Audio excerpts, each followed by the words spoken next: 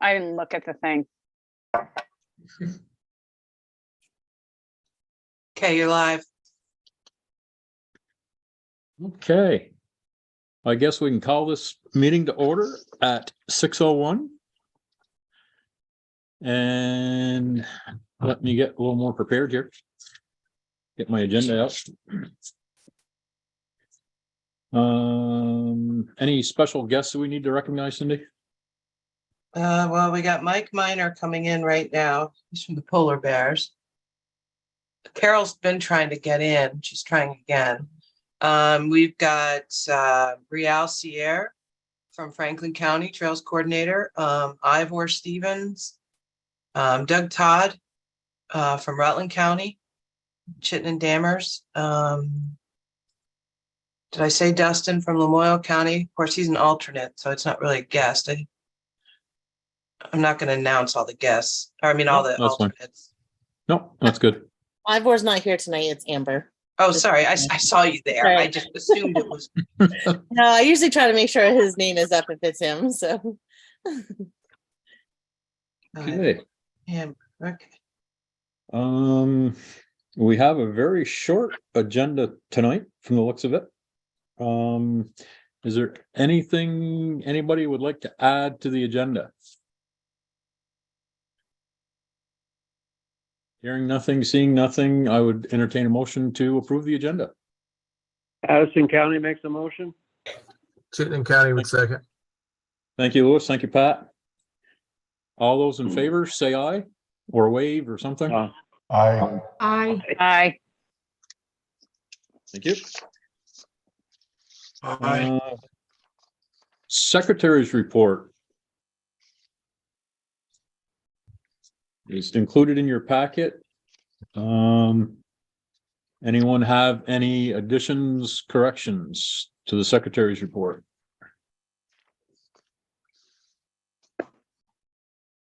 Hearing none, seeing none, I will entertain a motion to approve the secretary's report. Grand Isle will make a motion. Thank you, Jeff. Franklin can second. Thank you, Mike. All those in favor of approving the secretary's report, say aye. Aye. Aye. Raising hands works too. Treasurer's report, Patty. Okay. Welcome. Hello. Okay, so just like in the minutes from last month, I sent Mandy a grid that she'll provide with the minutes this time. So I'm running 3 years of data. And again, when I talk membership here, I'm talking dollars. I'm not talking TMAs and only those that bring in revenue as well. So for our membership, we're at 71% of our budget expectation, which is really more closely aligned with 2020, which was 75% at this time. Last year was, very high. It was at 85%. So our numbers are really running very closely with the year before last. Overall income, we're at 62% of expected budget income. Again, more closely aligned with 2020 data, which was just shy of 62%. So we're at 62% and it's just shy of 62% in 2020. Majority of the income, obviously, this month came in from membership. Oh, there's my report. Excellent. Expenses were at 37% of budget expenses. In the past 2 years, we were at 20%. In 19, you can see there 19.97, 20%, and this year 37%. So we're overall up 17% of our, I'll call it our normal average. Of the 886K in expenses, 729 was in trails expensive, and specifically 690K of it was grooming. And I'm going to assume that everybody being at that 35% plus the higher rates is what's pushing our expense number in grooming higher than it's been. I was just going to ask that. It seems to me like we gave out a bigger startup pay and we're paying at higher rates when we eventually when we do pay. So this is the month that we will, this data reflects data only through the end of December, does not reflect any January data. So this is, there are probably some stragglers that happened in the beginning of January, but this is 3 months or 25% of our budget year, those numbers. So that's where we're trending. You can see membership, income, and expense. And again, so we should level out next year under these new rates in expense, but this will be something that'll be our norm. That's what I have, Jeff. Thanks, Patty. Any questions for Patty?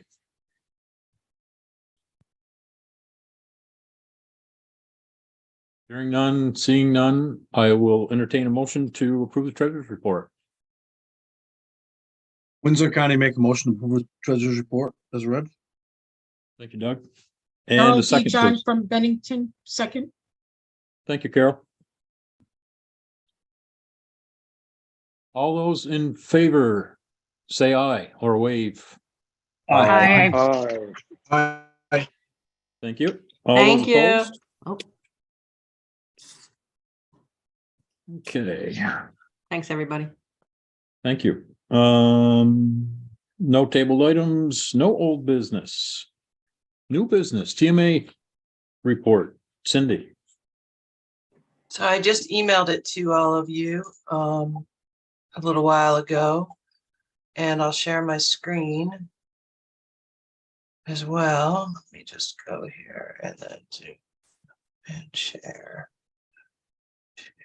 Okay, so this is I just sent you guys all these graphs and everything to show you where we're at right now.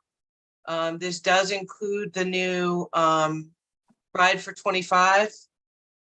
Before I changed it, we only had 7, and that was of January 11th, and now we're at 27. So we've had an additional 20 since the 11th of January.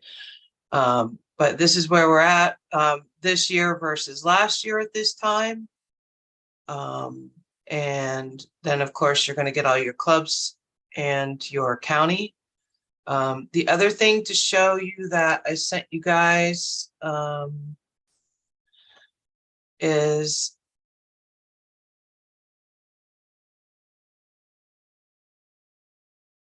this, which is these are TMAs that were sold by midnight or around midnight as of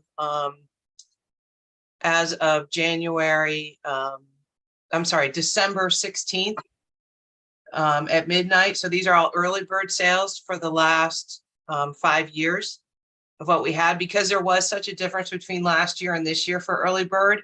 So this shows you a clearer picture of where we've been the last 5 years. And of course, we don't have data before 5 years because clubs are selling, all the TMAs at that time.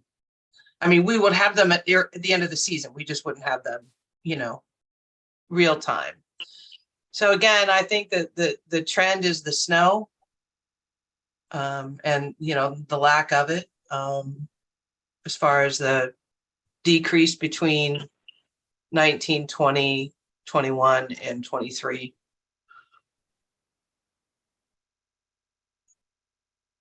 So I emailed you all that stuff, so you've got it to share. Cindy, do you think too that we're kind of normalizing a little bit post-COVID too, right? Because we had a couple of years of really high numbers because of COVID. Yeah, I mean, I think it's just, I know that there's been a lot of sleds for sale, right? And there have been a lot of sleds that have been bought, but recently in the past few weeks, more and more have gone, up for sale. So I do think that there's a trend, but I don't really know what it is. I think it scared a lot of people with the lack of snow, not just in Vermont, but New Hampshire, Maine, and New York, and even southern Quebec. A lot of people have been heading north, and now people, we're all getting snow. Caribou, northern Maine, they've been getting snow now for a couple of weeks. Mike Keller, you just came back from Quebec, didn't you? Is that where you were? Yeah, last weekend. And how was it up there? Good. You get above the river and it's good. So you got to drive 3 hours north from Derby. Okay. Well, thanks for bringing some back with you, Mike. Yeah, so I think it's just, I haven't heard from people that are selling the machines. I've just heard that there are more machines now on the marketplace in the last few weeks, but that might be changing. Haven't gotten a lot of requests for refunds or anything. I mean, there are a couple of people in Wardsboro that are interested in refunds that are cut off because of the 710. I think, you guys have a policy that we don't refund. So I've been telling people that, and maybe that you would look at this again after the season, see how the season rolls out. My feeling is that there probably are a few that aren't going to ride because they're cut off. But I know if that was me, I would move my machines to a friend's house, if I didn't have a trailer, you know what I mean? So at least, because the complaints I'm getting is they're not able to get to the other system. It wasn't because they always ride right around in Wardsboro, so, but I'm sure that there's some that are valid, but I really literally have only gotten like 3 requests. So it's not like there's a big movement out there.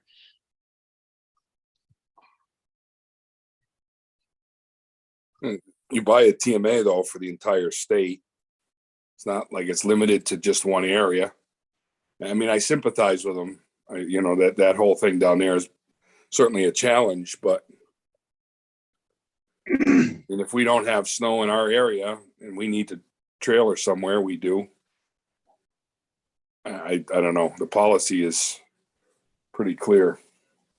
I think it's just a, different way of thinking. People are just, when they're used to just riding out of their house, that's how they're used to riding. And so with the additions of snow that we're getting, that might change. People might say, well, you know what, maybe I can park my sleds at Bob's house.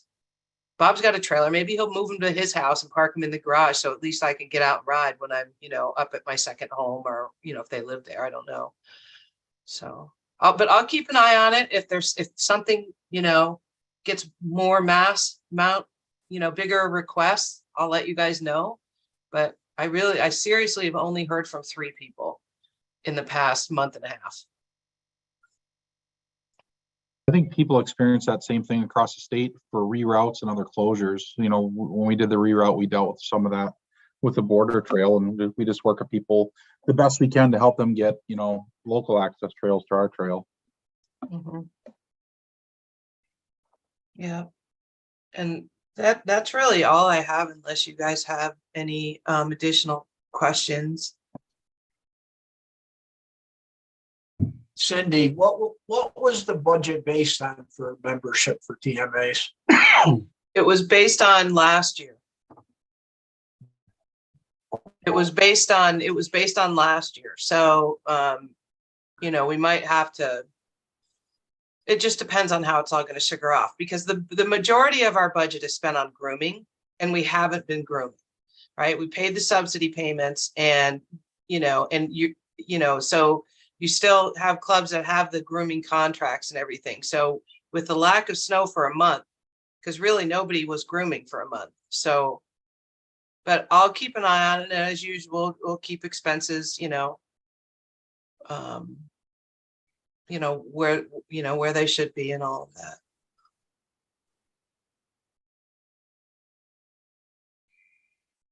Sounds good. Thank you, Cindy. Yeah, and Bruce, and all of you. So let's see, this is the January board meeting. February and March.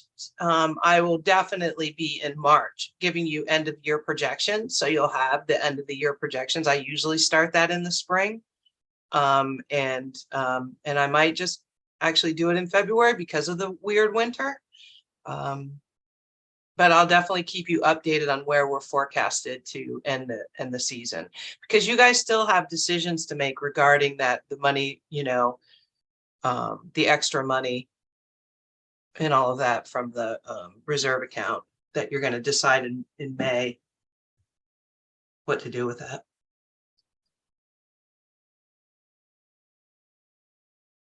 Did we get Sounds good. Go ahead, Mike. Did we get a lot of requests or anything for emergency money after the storm?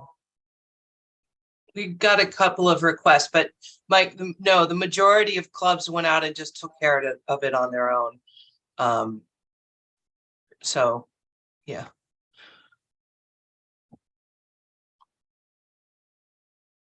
So we'll roll into the Trails Administrators report. Anything, Matt, that you want to add or discuss?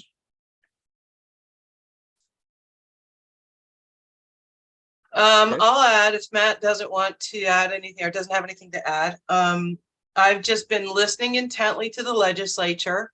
It's my background music now as I work during the day, and I pop in and out of committees and hear some interesting things, and have just been really keeping on top of new committee members, new committees, and discussions that are happening regarding towns and zoning law changes. One thing I didn't know, that if towns want to make zoning law changes, they actually have to go in front of the legislature for certain zoning law changes. So I've been learning a lot. I've been in energy and environment, which used to be the fish and wildlife, but now they call it energy and environment. And natural, that's on the House, and Senate transportation, or House transportation are my two primaries on the House. And the Senate, I'm always on Senate transportation, Senate natural resources, Senate institutions, and ways and means. Of course, we've got Frank Stanley, who's full-time in the State House, but it's very interesting now that they're on Zoom. I've talked about this before. They often forget the cameras are on. And so you hear some interesting things, but it's always good because sometimes I'll say something and I'll text one of the senators, and so they know that, we're watching, because Frank can't be in every room. And that's the other thing too, it's not because of the pandemic, it's because of air quality. They're saying in the State House that they only allow so many people in each room. And that includes committee members. So if it's a large committee, it means it might only allow 1 or 2 audience members actually in the room. So You've been in those rooms for committee meetings, right? yeah. Some of them are tiny. Oh yeah, they're tiny and they get packed, but now they have room limits. Yeah. So it's good to watch. And Frank sends me, hey, you go to this one on this sound bite, here, listen to this. And I do the same with him. And now the Trails and Greenways Council, which I'm treasurer of the Vermont Trails and Greenways Council, we also just hired a full-time lobbyist, Jill. And so now we have 2 sets of eyes in the State House, which is good. I mean, she's there for all the trail organizations. And so it's good to have, more sets of eyes. Thank you, Cindy. Mm-hmm. Jeff, I have a quick question. Sure, Carmen. Just, I guess, Go ahead. Matt or Cindy. I'm just wondering, do we have the issues figured out with the GPS units? There'll always be issues with the GPS units. We're never gonna fix all of them. It's like any technology, but most of them are figured out. Yes, but there's still some dealing with it every minute of every day.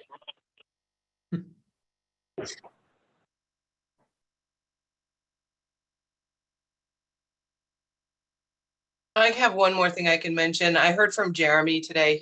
Jeremy is one of our, somebody's coming in with an iPhone. I don't know who it is, but, sorry. Jeremy's a game warden. He's been out and he's run into a few people, well, not run into, but he's come across a few people that still don't have their plates from DMV from last year. So they got their paperwork and they got their little white sticker, but they never got the yellow plate with the numbers. And some of them actually thought that they were fine without it. But so there's some sort of hitch. Oh, it's Mike Stewart that's on with the iPhone.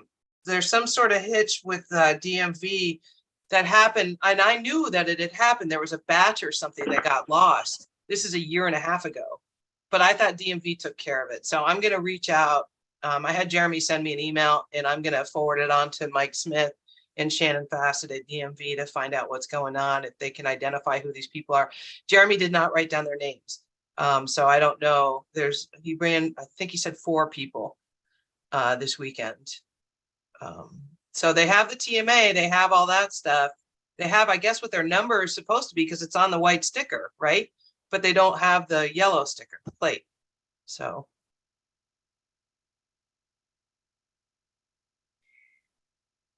That's all I have. Cindy, you want me to put that on the governor's council agenda? Sure, that would be great, Pat. Thank you. Yeah, because that meeting's next week, right? Correct. Yeah, that would be great. Thanks. Hey, Cindy, I have a question as long as we're on that subject, and this may be just lack of me knowing. But I'm hearing a lot of talk from people that don't know I'm listening, I guess, and about this late season start, and they're halfway through the season, and we're just not buying TMAs. We'll just deal with it if we get pulled over, kind of thing. And my question is, what is the repercussions? Is it just warnings? Are we fining them? How much are we fining them if they're found without TMAs? A season like this, where people are kind of feeling like they're halfway through the season and they're willing to take a chance on it. What are they dealing with on that end of things? Yeah, well, we always encourage that they give tickets. And we've really been encouraging that for the last few years. Now, it's at the officer's discretion. There's some times when there's multiple infractions and they might choose to only, enforce one or two, but we have been pleading with them and asking them, please, if it's a registration or if it's a TMA and it's in January or February, that's a ticket. And I know that Jenna Reed, who's our person from Fish and Wildlife that does our training, she just had a law enforcement training last week in Hardwick because they're one of the new police departments that is working with us, and that she also told them, you need to ticket. Like, this is the time to ticket. So we do encourage them to ticket. There are, I think last year it's usually like 1/3 ticket, 2/3 warning. I think it got closer to the half and half last year than it had been before. So I guess when you say ticket, any idea on what the amount behind that, the sum? They're all different. Like without a TMA, I don't remember the exact price, but it's like $300, $300 and something if you don't have a TMA. It's much more expensive than buying a TMA to get a ticket. That's kind of where I was wondering, is, are we making it to where, if they do get found, that it's going to cost them a lot more, or if it's just a little bit more and they're willing to take a chance on that?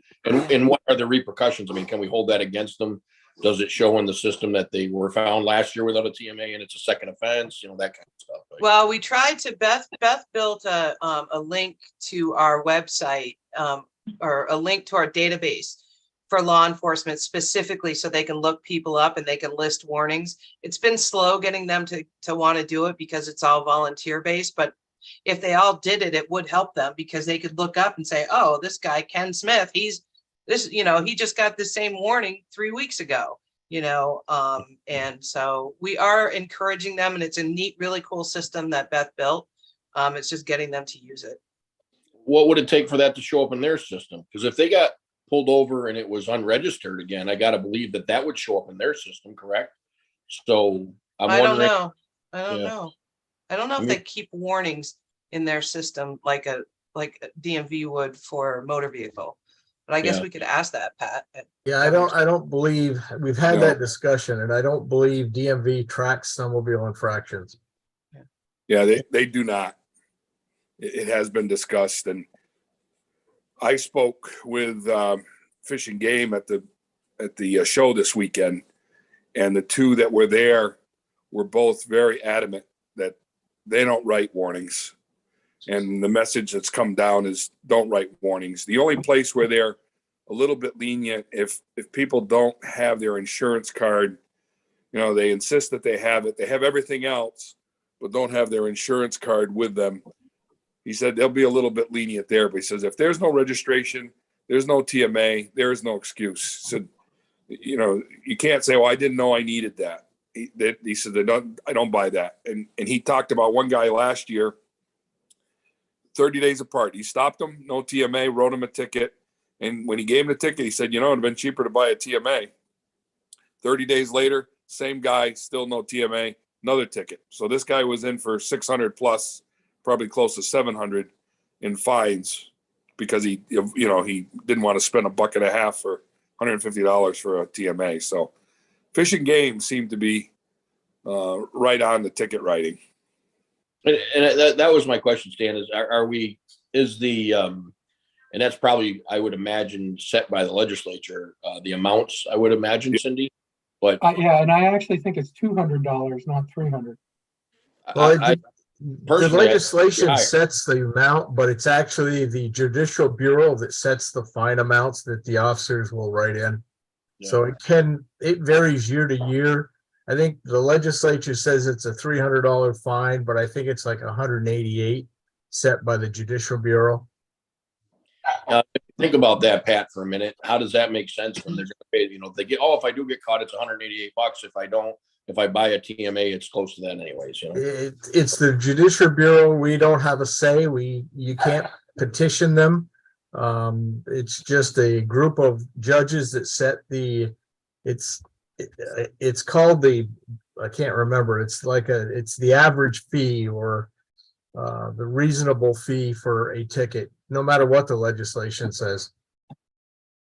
so VAS can't question that or request a increase or any kind of lobbying there to. You can go to the meeting where they set those fees and ask, but Yeah, putting the state police and the sheriffs, it doesn't do a lot of good. that's I overheard a bunch of guys talking. I think they were riding out your way, the Essex guys that was working on a job, and they were like, it doesn't cost you anymore. If you do get caught, you just pay the fine. And it's just like buying a TMA. And, well, I can understand what Stan was just saying. I mean, basically, if you get caught twice, then yes, it starts adding up, but they're willing to take a chance because we're just not covering enough trails out there, you know? Well, if they don't have a TMA, they don't have a registration, they probably aren't insured. Those three could add up to about $1,000. Yeah. So I just asked, I actually just asked Warden Schmidt, and he said that the ticket for no TMA is $220. Okay. And that's statewide for any $20 fee is put on top of it, I believe. Yeah, as far I just asked him what's the ticket for no TMA, and he said $220. So I'm assuming that that's any warden that is writing a ticket it's a $220 ticket. That would be what the Judicial Bureau said. Yeah, I'm just wondering where that number comes from. There's a lot of numbers being flown around. I'm wondering if it's the same through every department, you know, if we're talking Hardwick or the state police or the wardens. I mean, I would think they'd all be systematic, but I don't know. Well, they're also trespassing. They don't have a TMA. Right. Yeah, that could be a stiffer charge, I suppose. All right, let me, I actually pulled it up from the 2022, from the, I was gonna share my screen. Let's see, operation with improper exhaust, operation of unregistered, the display of improper TMA by a snowmobile in the commercial operation is $392. That's commercial, so that's tour operators. What I mean, maybe if you just send that link, reply all to the email that I sent to the board with the TMA links. You could just reply all to that and send them everybody the link. Yeah, Jeremy said that a panel of judges decide the waiver penalties, and that $220 number is a statewide number. Okay. It just seems kind of low to me. That was the reason I asked the question. Be higher. Yeah, it should be higher for sure. Well, we can try to petition them. I've never gone in front of them before, but I'm not Not scared. Yeah.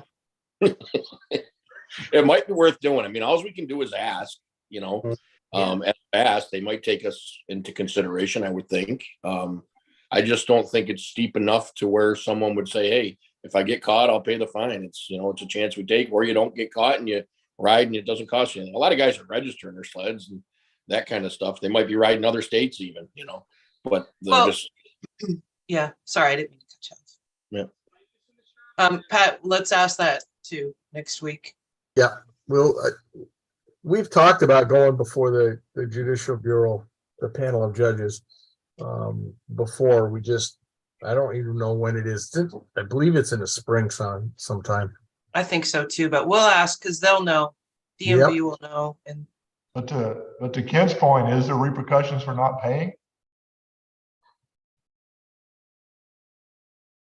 I don't believe there's any points on your license at any point. No, there isn't. Just ignore it. They don't pay, they can just not pay it and no, there's. No, they have to go in front of a judge. If they get a Okay. ticket, they have to go in front of a judge. Well, no. Because what They can- happens? Only if they want to fight it. Right, if they only, wanna well, fight, yeah, but otherwise they have to pay it. Right. No, they don't. Yeah, they Yeah. do. Well, no. Well, they have They to, can ignore it. but a lot of times they won't. Yeah. Will they let's get a ask- warrant? let's Will ask it be as DMV, cheap as a because- warrant? Because my understanding is that it will show up in their DMV. It doesn't show up, it's not points on their license. Right, but if they don't pay it, it shows up. Yes, that's my understanding, Yes. that they just can't ignore it. I mean, there are some times when an officer will send a warrant, say, okay, I'm gonna give you a ticket, but you've got 3 days to prove to me that you have what you say you have. Otherwise I'm issuing a ticket. I have seen Some- that. I know some states, the way that they enforce it so that it doesn't cost them a bunch of money, they're not sending police chasing people down to issue any additional warrants, is that when it's time to renew the registration on your vehicle, you can't renew the registration if you have anything outstanding, which means that anything that they write for tickets has to be uploaded and connected to the DMV. But it's a very effective way to do that. If you don't pay your excise tax on your vehicle, you can't get it registered. If you have any outstanding tickets, even simple parking ticket, when it's time to register your car, renew your registration, Yeah, you but can't do it. that would be doing it for a state entity. We're not a state entity though, so might be different there. Mm, But We'll we don't ask- issue the tickets, the state does, so. We'll But- ask for clarification. Anyway, don't know. DMV system is antiquated, so I doubt they can connect to anything. There is that, maybe. Well, it's good questions to ask, and so we know where we stand with them, and Mhm. not bad things to find out. I mean, it kind of means that if people don't take it seriously, then obviously the TMA numbers aren't where they should be, and there should be some weight behind it. If they're writing tickets on it, there should be some weight behind it. Right, and then we also receive all that money back from tickets. And there was a fair amount last year, wasn't there? I don't remember the number, but I was surprised when I saw it in the budget. I don't remember. I know it was pretty low the year before that, but Yeah. I think 500 would get people's attention. usually around 12,000, Matt says. Yeah.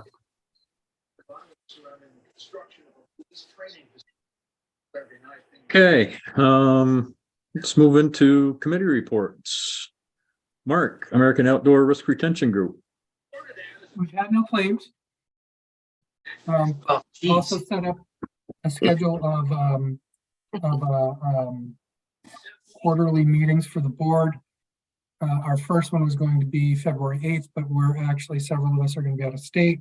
So I figured I'd wait until tonight when we were all here to figure out what works next, whether we want to move it till the next week or some other time. So I wanted to do it while Patty was here so she could chime in too. I'm okay with meeting a different time. I'm Okay. okay meeting the week after you guys all get back, and Yeah, then me just too. move it to your other dates. Okay, so we'll do that on February 15th. Other than that, we've responded to people requesting the certificates of insurance. It's been relatively slow, right, Cindy? What would you say? Mhm. So- Yeah, now that we have all the certificates out, it's quieted down. We're working right now on just getting some clarification from our attorney in New York regarding parking lots and stuff, because that's always been covered under our liability policy. Right. So Matt's working with them. But yeah. So that's it for us.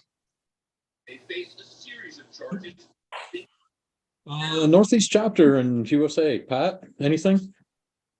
The only thing I really have to report about USA is that the current chair, Roger Wright from New Hampshire, has resigned for personal reasons.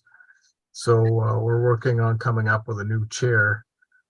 Usually the elections would be held at Congress during in June. So we do have a vice chair, and he's driving the boat right now. His family and friends came out in droves from all over to say goodbye. And Northeast chapter will be meeting in Maine, the first full week of February for our usual winter gathering, up in the Caribou neck of the woods. So hopefully there'll be some snow. His wife, Rachel, and theirs was Vermont Snow Trails Conservancy. Jim's not here. Jim's not here. Okay. I could probably address that a little bit. We were working on a possible easement in Proctor, but currently the select board has dropped out. This is on Proctor town land. It's a 1,600 acre piece. So we're still gonna look at it and see if we can work with them on something. But that possible easement is no longer an option. Also, Yvonne Rice has been in touch with me, and she's talking to a landowner in the Heartland area. And so there might be more to come on that. But I haven't sent anything onto the Snow Trails Conservancy yet, because Yvonne's talking to the landowner, and then we'll send it on to the folks at the Conservancy. Thank you. Let's see, law enforcement. I think we've probably covered everything on that, haven't we? Yep. Awards and nominating, Patty? Just a reminder again, the deadline March 1st for scholarship applications and May 1st for award nominations. That's it.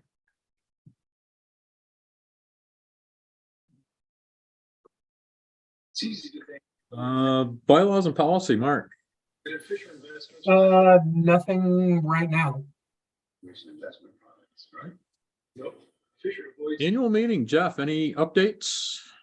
I've started reaching out to, I initially reached out to Piston Bully and Trax and some of the snowmobile dealers in the area. I've gotten a lot of yeses at preliminary, but at the time when I spoke with them, we didn't really have it narrowed down to where it was going to be. So I've reached out through email this week to just let them know that where it's going to be. I will reach out by telephone also to narrow that down.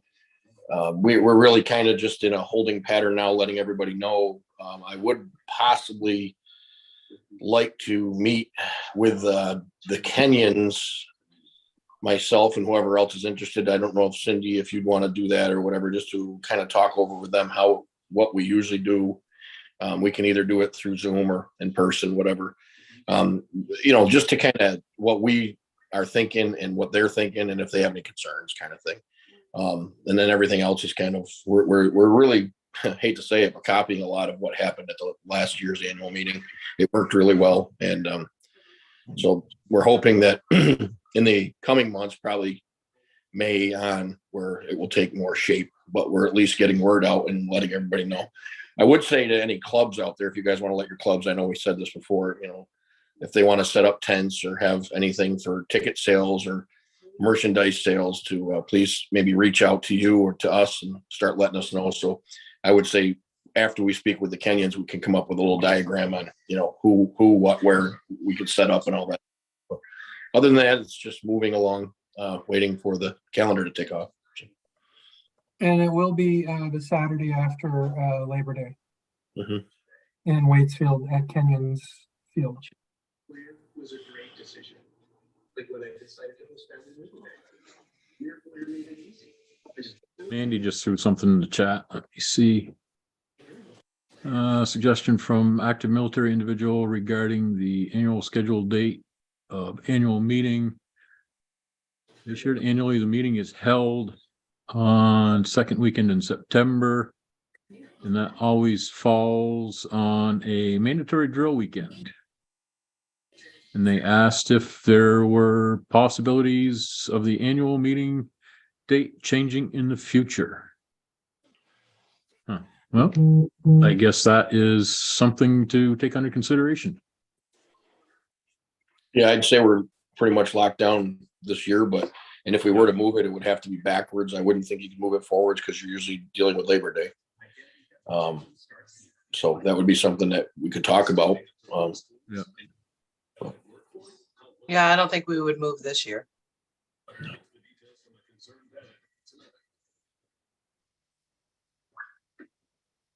All right. Thank you, Jeff. You're welcome. Let's see, nothing for executive committee, financial, Patty, anything else? Thank you. Long range planning, Mark. Nothing for that right now. Okay. No resource committee, personnel, Julianne. I sent an email out to the committee about getting started on the executive director's evaluation and looking to have a meeting February 21st. Okay, thank you.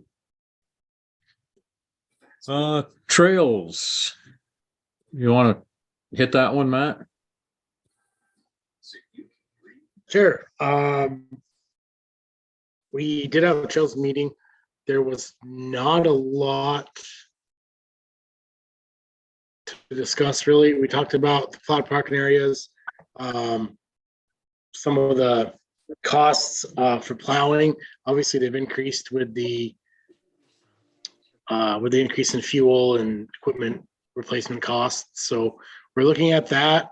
Otherwise, I mean, that's sort of the biggest piece we had. We discussed the storm damage a little bit from the I guess the 23rd of December, when a lot of the trees came down, different things. It seemed like most clubs were dealing with that. So that's sort of what we covered. Just a lot of sort of roundtable and discussions, and a lot of discussion about the lack of snow, of course, but that seems to be straightening itself out a little bit here slowly this week. So that's about it. We'll say, we'll say on the LVRT, on the trails, when they've been cleared. I mean, a lot of the trees were cut, of course, right at the edge of the trail. They're still kind of sticking out there and stuff. I'm not sure we shouldn't pull them back a little farther than that. I mean, yeah, they're not sticking there, but they're. Yeah, I would agree, Mike. You know, there was some of them just south of Hardwick that, yeah, you know, it just looked like they had somebody's face just waiting on them. I'm not sure if it's spelled out in our license agreement, but the V-Trans will expect us to have them kind of cleared back to the far side of the ditch. I think the thinking has been that there would be sort of a spring roundup to go back and get them if you're not able to in the winter. I would say these more from a safety standpoint. We ought to think about pushing them back a little farther. Even if we drop them in the ditch, that'd be better than sticking out there in the air. In the next 10 years, we'd have to cut about $7 trillion of spending. Yeah, I think that's a good point. We'll send out an email to the clubs and ask them to cut them back a little. I mean, it's not like there's tremendous deep snow that they can't, you know, cut back a little bit more, maybe mark some of them too. I mean, I did the trail from from where you can get on it, Wolcott or Hardwick. I'm not sure where the line is, all the way down to St. Johnsbury. It's nice. I mean, it needs snow, of course, but it's pretty. The bridges look nice. Everything looks nice. It's just a few areas we got to clean up a little bit.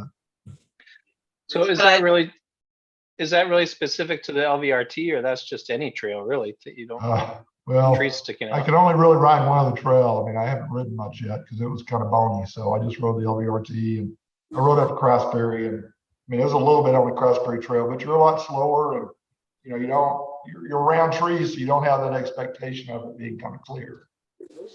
But I would say the same thing would apply to any trail. If there's a tree hanging out on it, yes. LVRT is 35.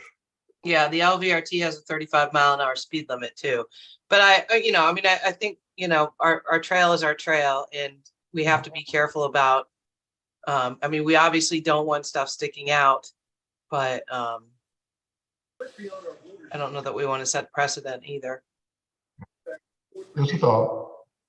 As the groomers are out there too, they maybe can blade them back a little bit more or if they were a little too heavy for the people that were cutting them. A lot of times you can just nudge them with the blade and get them a little further out of the way. So that's maybe something that they could look at.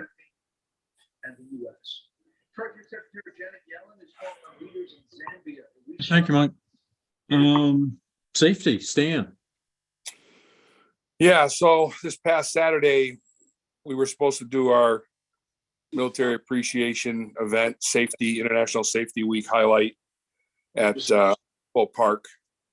And of course, Mother Nature kind of kicked us in the butt on that one, and we had to pivot.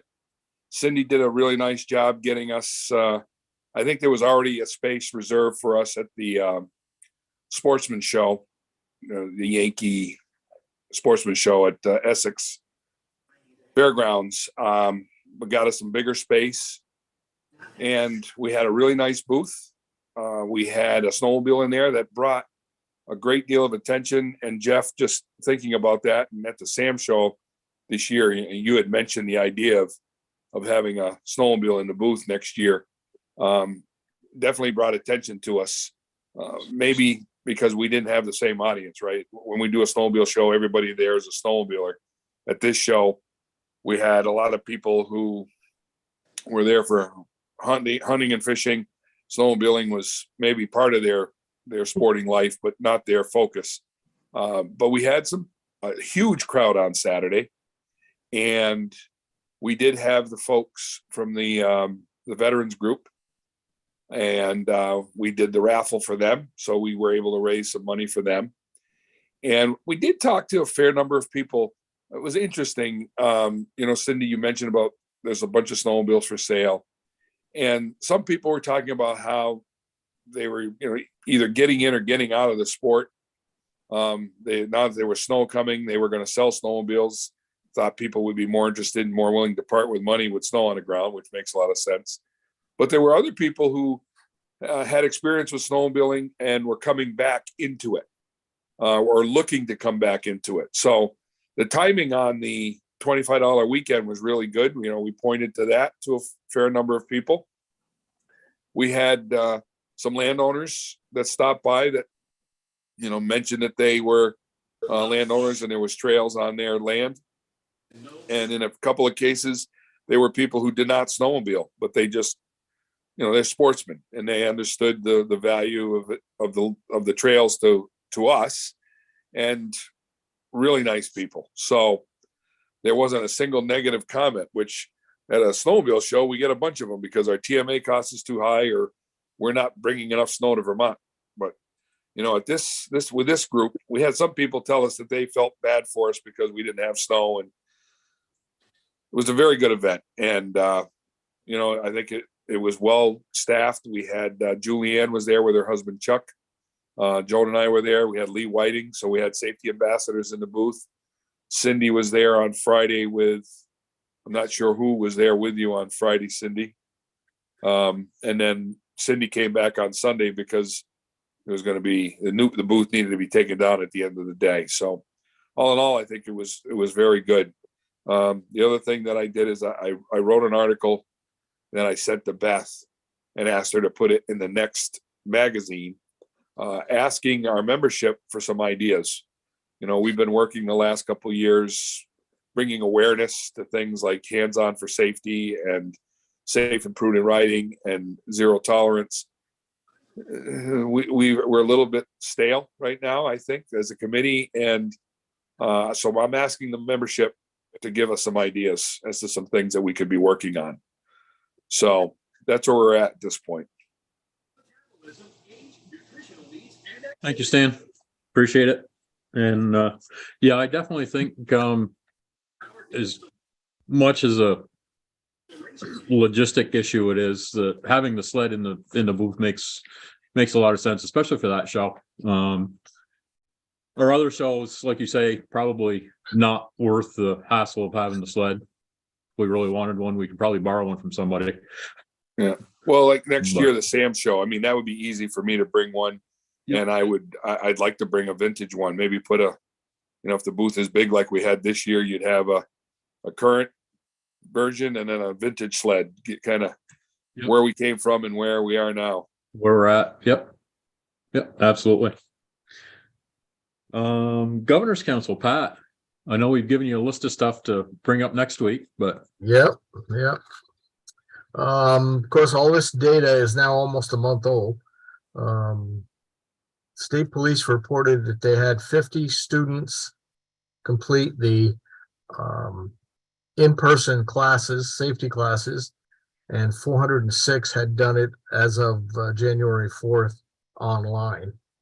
And there was also an outstanding course that had not been reported yet, so that they knew about. So those numbers will go up.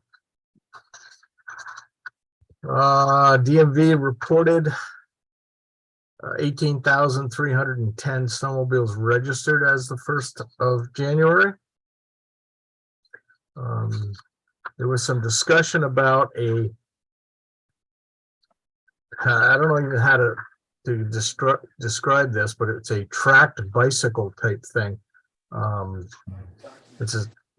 Has skis and a track, and you pedal it. It's also electric powered, so there's something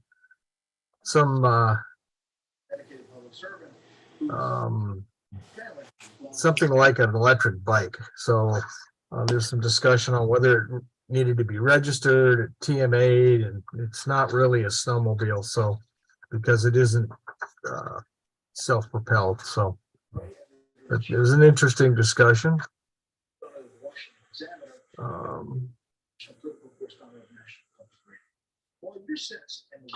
That's about it, actually. Because nobody had any snow to complain about, so. No, I think the day we met, it was 47 degrees. Yeah. Yeah. Wasn't looking real possible. Yeah, real good. That's all I've got. great. Thank you, Pat. Before we wrap it up, is there anything else that we need to cover?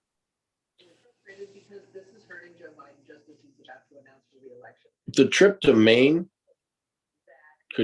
what is that about, and who's invited, and how does it work? So That it's is- go ahead, Jeff.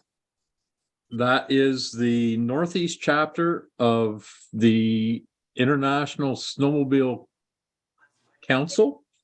Winter meeting. We meet usually 4 times a year, mostly by Zoom, and then we do an in-person meeting in June out at ISC. It is a gathering of associations from across the Northeast, both this side of the border and the north side of the border. Usually is attended by administrators and board members. And I think we've got 7 or 8 going up, Cindy. I just Yes, you do. I haven't seen very much about it other than to hear people talking about it. So I'm just wondering because I didn't get anything really official on it in an email or anything. I didn't know if I missed out on something. No, it's never been, I mean, it's always been more of a who's gone before, do you want to go again kind of a thing. So if you're interested in going, you can let me know. I mean, it is limited, space wise, because, like this year, there's going to be like over 40 people up there. Last year we hosted it in Island Pond. So everybody was invited from the board, but it's not an invitation only. So if you're interested in being asked next year, because you didn't go, you didn't go this year, so you wouldn't automatically be on the, hey, do you want to go again list? Absolutely. I will now. I know that you're interested. But that's really what it is. And next year, it'll probably be, I would say it's going to be in New Hampshire probably next year. Or New Brunswick. Or New Brunswick, yep. But planning starts, late spring, early summer, so. We are part of an order and we benefit from it. We'll we'll probably find out who wants to host it at this meeting. So that's usually the way it works. But it's a day or two of riding and about 3, 4, 5 hours of meeting. We cover everything from what's going on for issues with the states and what the issues are north of the border. A lot of times it's very similar. Off trail or trespass riding are big topics. The areas of Nova Scotia and that neck of the woods had a hurricane go through this late summer, early fall. We had a meeting in November and they were still in the process of clearing trails. There was one section that there were over 300 trees down in about 1.5 kilometers of trail. And we're not talking little saplings, we're talking, large trees. So they had a very similar situation than what we've had there at Christmas time. So, yeah, we'll throw the invitation out again for next year's, and we'll get some new people involved. China is not isolationist to care about what's happening in China, to make sure that we are well situated. Anything else? Financial situation and our military situation. Any concerns? We need snow. Anybody have poker rides or anything coming up? Anything event-wise that anybody wants to plug a little bit? There's all kinds of them listed on our website, by the way. If you guys go and check the calendar, like there's some stuff I'm going to go to this coming weekend. There's a lot of stuff going on out there. And if you know of something going on that's not on the calendar, please encourage the club to put it on the calendar, because they're the ones who have to load the events. Like I saw one on Facebook, but it's not on the calendar. It might be now, but it wasn't when I first saw it. It was the one, the Fairly, the chicken barbecue. It might be up there now, but it wasn't when I saw it posted on Facebook the other day. February 4th. Okay, so it is. Yeah. We actually have the Reggie Orr ride this Saturday. We were worried about conditions and we were gonna talk about rescheduling, but it looks like it will happen as long as we can get the trails groomed. And that is for those of you that knew Reggie, this I think is our 5th or 6th annual Reggie Orr ride. And it was pretty impressive last year with the ride out from his son's shop down here in Waitsfield. We had almost 50 sleds, and it was pretty impressive to watch him go out and cross the highways and head up over the hill towards Northfield. And they just do a loop over to Northfield and then come back up and over towards the Huntington. And then we have a cookout campfire at the top of the lookout over Waterbury. So it's a really nice time and usually a lot of fun.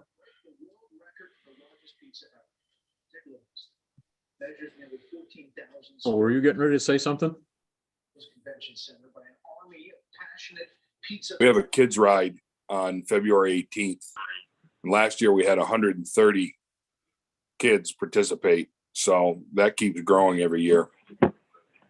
So if anybody's got anybody that has a kid that's looking to get on a 120, we've got it right by our club parking lot.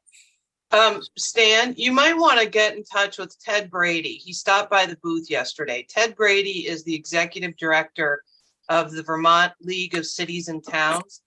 He used to work for Senator Leahy. Then he ran the New England version of the Department of Ag, like RTP grants and stuff. And then he worked for the Agency of Community Development for the state of Vermont before. So now he is the executive director of the Vermont League of Cities and Towns. And he's a great guy. He stopped by the booth yesterday. Again, his name is Ted Brady. He had his 2 sons with him, and he was asking about getting his sons out to ride.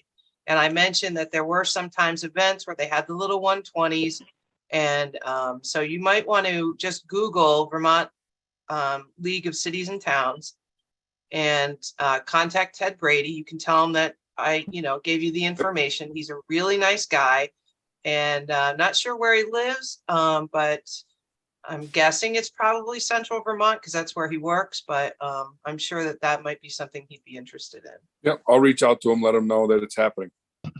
Okay. I don't see it on the fast page, so I'll have to follow up with them. Barnard's having a poker run this coming Sunday. And next weekend on Saturday, Cavendish is having a ride-in for Valentine's Day, but it's all dedicated to Karen Marini, who passed away this past summer. So those are the 2 weekends. Okay. If there's nothing else, I would Mike? Not to end things on a negative, but has there been any more fallout or anything from our friends down south? No, they've all been the club has elected some new officers, and they've been working with landowners and the town and all of that. So we haven't heard anything from the state or the feds. I don't really think we will till the spring, but the club has done a really good job of communicating. We've encouraged them to continue to communicate at least on a weekly basis, if not a couple of times a week, with their club members. That's sort of my takeaway. They had a meeting a week or so ago, week and a half ago, and they updated all of us, Jeff and Mark and myself and their own members. And it sounds like it's going to be closed all season, the trail, but they are doing what they need to do. Yeah, Cindy, if you want me to talk about it, I can mention a little bit about it if you want. Sure, go ahead, Amber. So they met after electing new officers and everything, and the committee decided to close it for the full year because there were some people that on the north end and some people on the south end that wanted to get out. So they thought about opening it up, but then it came into an issue that it was going to be disrespectful to the landowners because they really want the trail to be closed and the mediation to go through and everyone to be on the same page and the communication to improve. So they reached out to all the landowners now, and they're working on getting all their new landowner permission slips forms. Last time I talked to them, the end of last week, they were just missing a handful of them. And that was just because they're having a hard time getting information from them. One was in Florida and one was in Maine and stuff like that. Ivor is meeting with a couple of the landowners and is going to be hiking the trail to see what they would like the club to do because they don't want any club members on the property at this point right now until they can figure out what they want to do and how they want to reopen it. So that's where we're at right now. And just to clarify what Amber was saying about the landowners and being respectful, there were some landowners on the north and south that were okay with the trail being open, but the ones in the center of the trail did not. So the landowners on the north and south decided to band and to get behind the ones in the center part of the trail, so enclose the entire trail. So it's not like the club was deciding to go on anybody's land that they didn't have permission. It was that it was out of respect that all the landowners decided to do this. Thanks. Anything else? I will entertain a motion to adjourn. Windsor County make a motion to adjourn the meeting. Thank you, Doug. And I heard Lewis chime in for a second. Yes. Perfect. And with that, I will ask for a vote of yay or nay to adjourn. I'll say yay. Yay, yay. Here we go. Perfect. Thank you all for spending